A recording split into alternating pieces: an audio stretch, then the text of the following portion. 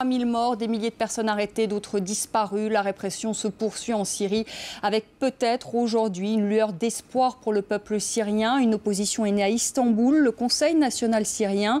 Alors pour le moment, il n'a pas été reconnu encore officiellement par la communauté internationale, mais la France a déjà fait un geste.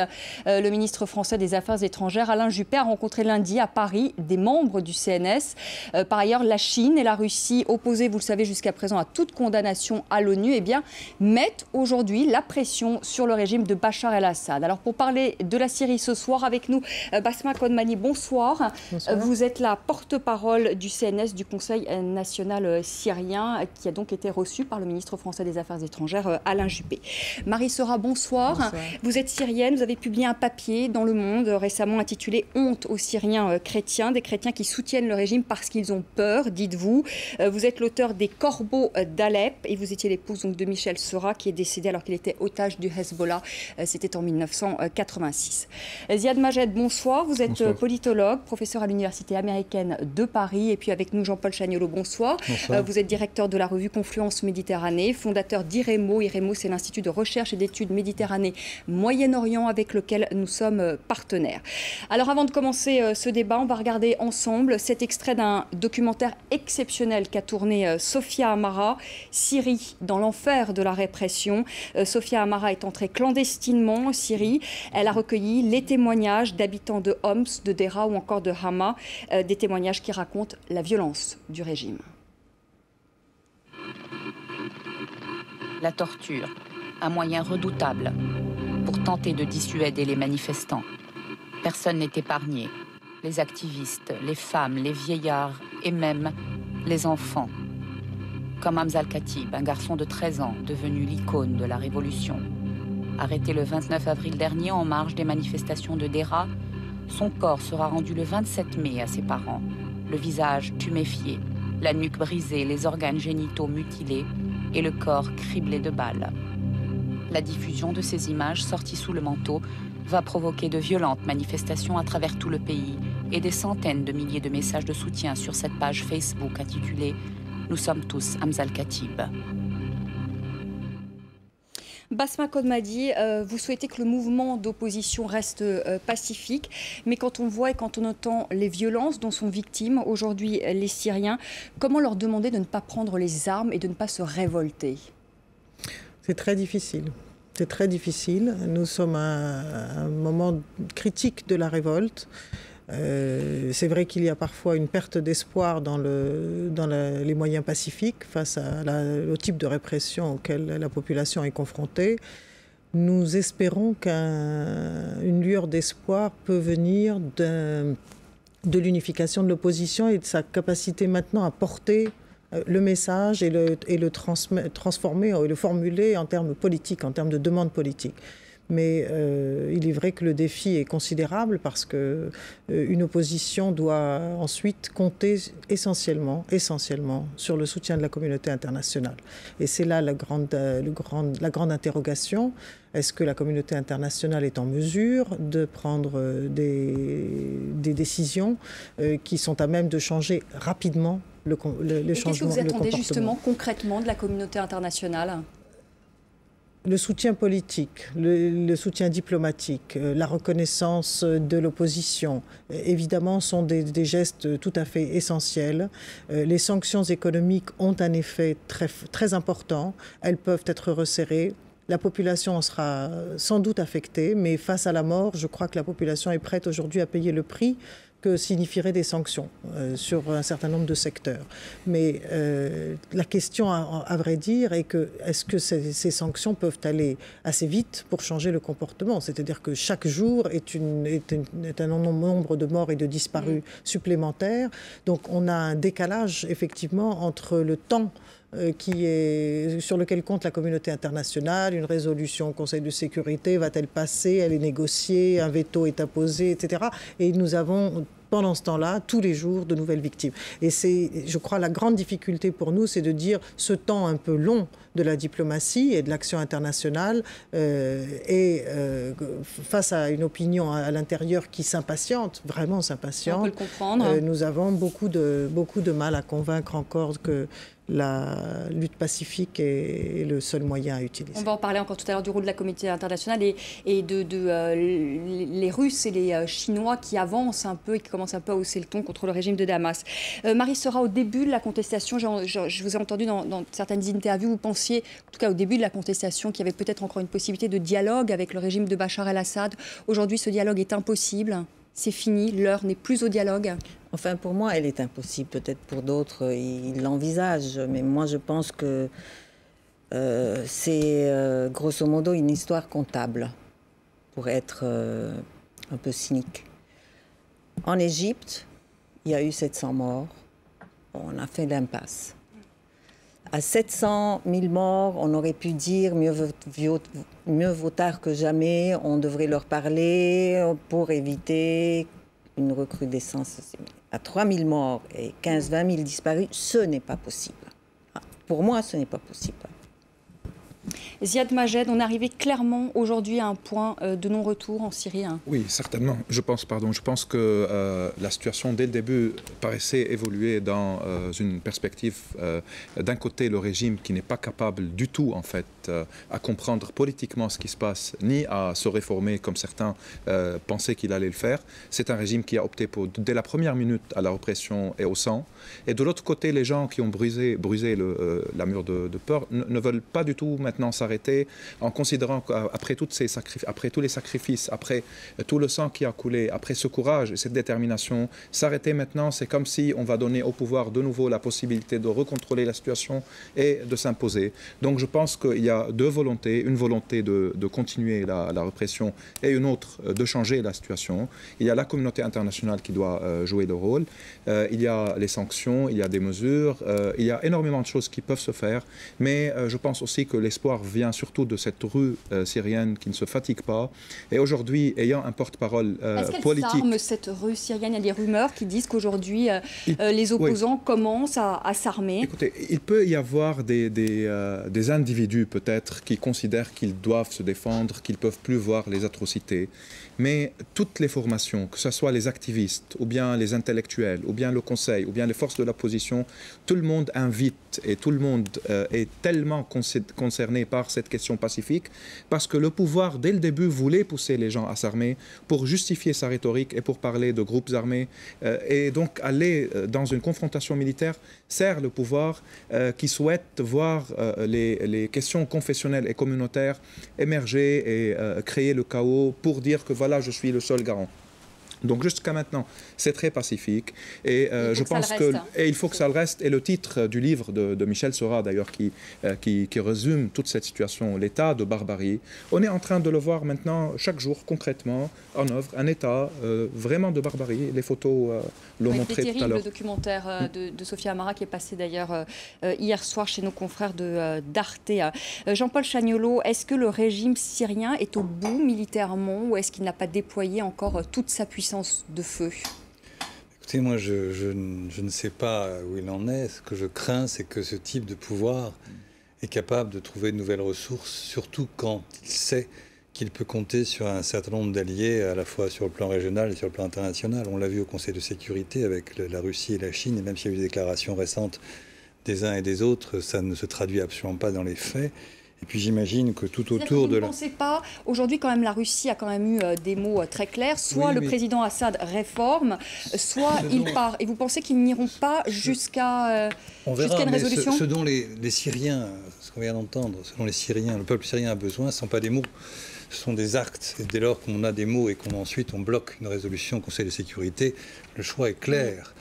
Donc je crois que ce régime doit être capable, malheureusement, de faire encore broyer beaucoup d'hommes et de femmes, car au fond, il a devant lui, quelle est l'opposition qu'il a devant lui en termes internationaux? Il y a l'Europe, mais l'Europe, on sait ce que c'est-à-dire c'est quand même très pusillanime. Il y a les États-Unis? Les États-Unis, mais pour l'instant, il ne se passe rien de ce point de vue-là. Donc la communauté internationale, elle est en train de parler aux Nations Unies et elle est bloquée. Alors que ceux qui soutiennent ce régime, eux, font des choses.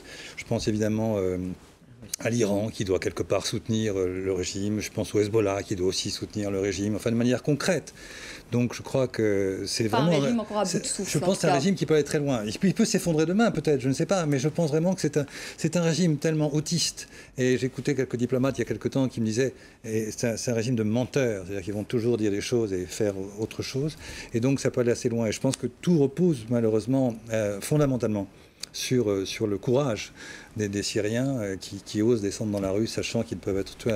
C'est ça, et c'est cette espèce de... Il n'y a pas d'autre issue que d'aller au bout, pour les uns et pour les autres. C'est ça, à mon avis, le grand drame de cette affaire. Tout repose sur le courage des Syriens, tout repose peut-être aussi sur cette opposition, Basma Khormadi, dont vous êtes la porte-parole à ce Conseil national syrien. Concrètement, qu'est-ce que vous pouvez faire aujourd'hui pour aider les Syriens alors que vous êtes à l'extérieur ?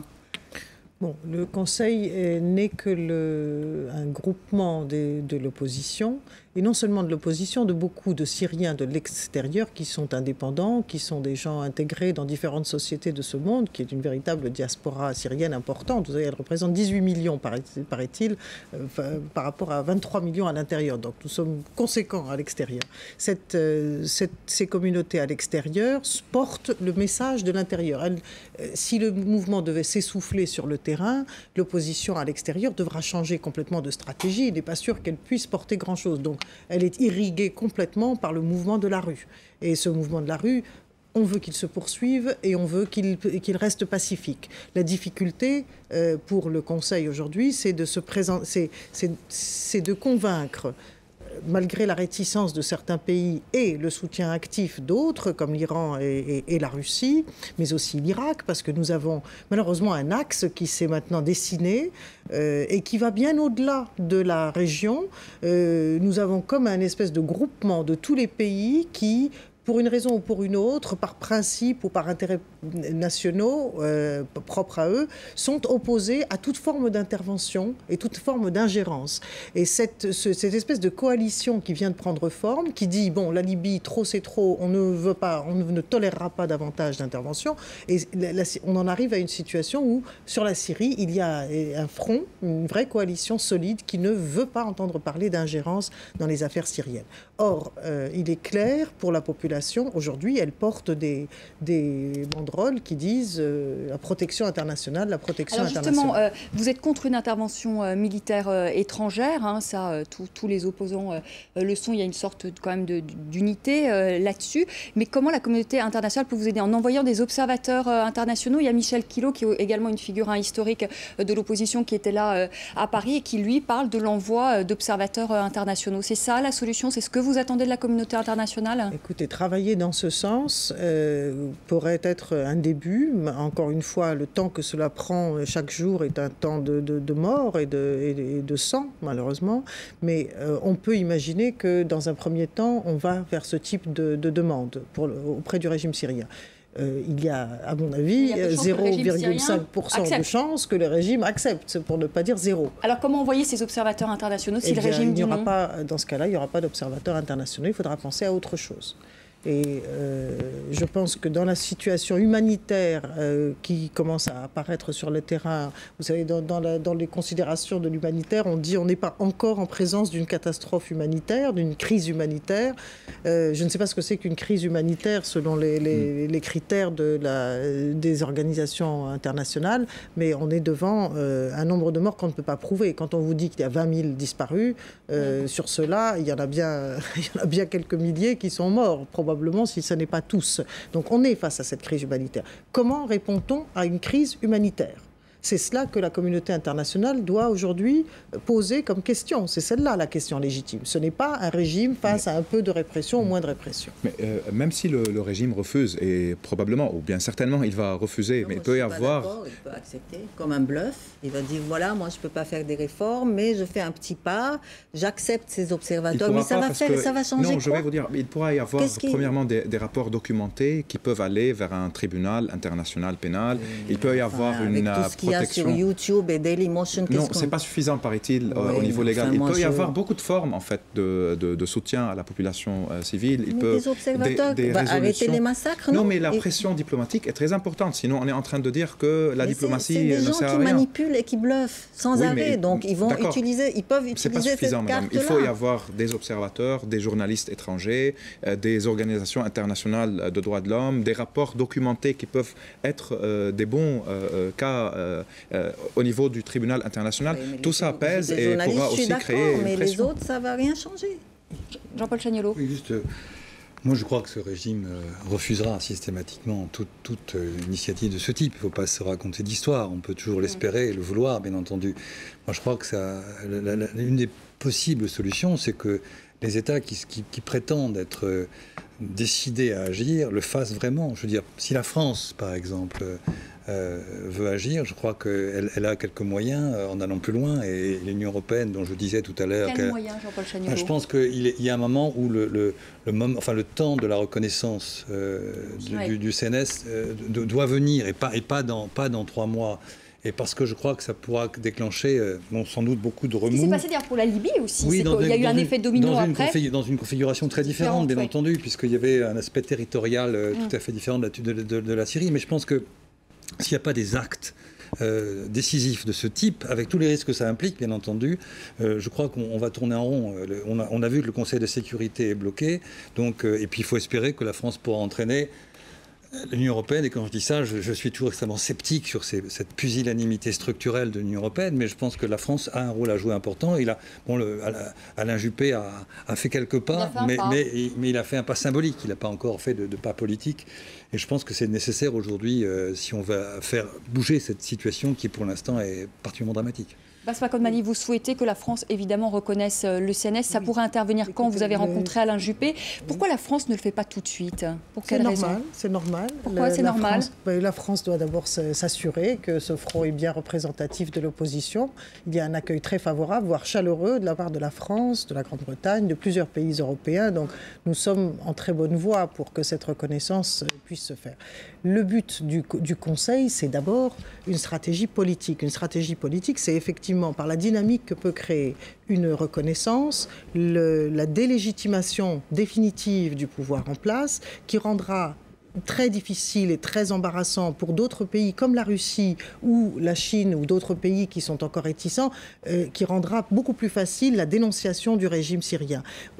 On compte tout de même sur une dynamique interne à ce pouvoir. Ce pouvoir vit dans des contradictions terribles aujourd'hui, avec une armée qui n'en peut plus. Le pouvoir ne peut plus compter sur l'armée, on le sait. La communauté sur laquelle s'appuie le pouvoir, qui est la communauté d'origine du président, est elle-même sous très haute tension aujourd'hui. La communauté alaouite. Alors, on parle de la communauté alaouite, à savoir que la communauté alaouite n'est pas seule au pouvoir aujourd'hui, mais le pouvoir s'appuie sur elle et la prend en otage. Cette communauté n'est pas dupe. Elle voit bien que si elle continue à soutenir ce pouvoir, son avenir est menacé véritablement. Elle fait des calculs et on a des indications selon lesquelles elle penserait à lâcher le pouvoir de manière à s'assurer que la survie de la communauté sera assurée à l'avenir. Et là, il faut peut-être des garanties que peut offrir le Conseil lui-même vis-à-vis des minorités, notamment de cette communauté qui est tenue pour responsable de massacres dans le passé. Or, ce n'est pas la communauté, c'est le pouvoir lui-même. Mais malheureusement, dans l'esprit de beaucoup de gens, l'association est faite. Donc, c'est quand même une stratégie politique avant qu'on parle. C'est pour ça que la comparaison avec la Libye a ses limites. La Libye, on est entré immédiatement dans un scénario d'intervention militaire. On n'est pas dans ce schéma pour l'instant, et c'est ce processus qui, on l'espère, guerre fera lâcher à l'intérieur du système politique syrien les véritables piliers que sont l'armée et la sécurité. On va faire une pause, on va reprendre notre débat, un débat consacré donc ce soir à la Syrie. Qui soutient aujourd'hui encore le régime de Bachar el-Assad? La communauté internationale doit-elle intervenir? On en reparlera. Nous poserons toutes ces questions à nos invités. À tout de suite pour la deuxième partie du débat.